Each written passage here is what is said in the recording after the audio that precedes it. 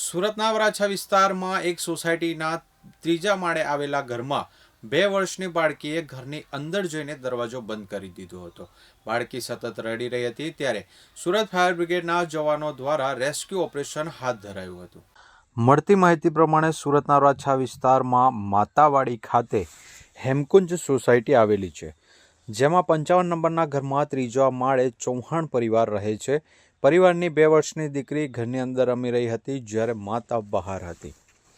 એ દરમિયાન બાળકીએ રમતા રમતા ઘરનો દરવાજો અંદરથી બંધ કરી દીધો હતો. બાળકી અંદર ફસાઈ ગઈ હતી અને માતા બહાર હતી. બાળકી અંદર ફસાઈ જતા રડવા લાગી હતી.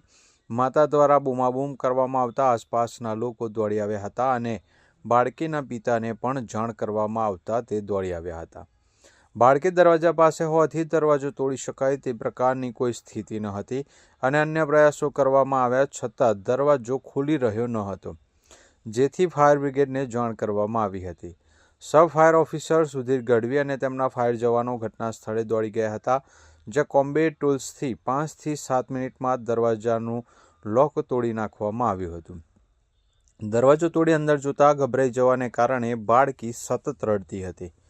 ચિંતામાં મુકાઈ ગયેલા માતા પિતાને 2 વર્ષની બાળકી હેમખેમ મળી આવતા તેમની આંખોમાં પણ હર્ષના આંસુ આવી ગયા હતા.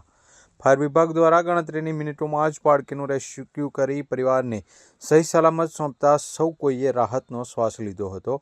આ સાથે જ ફાયર વિભાગની કામગીરીને હાજર સૌ કોઈ લોકોએ બિરદાવી હતી.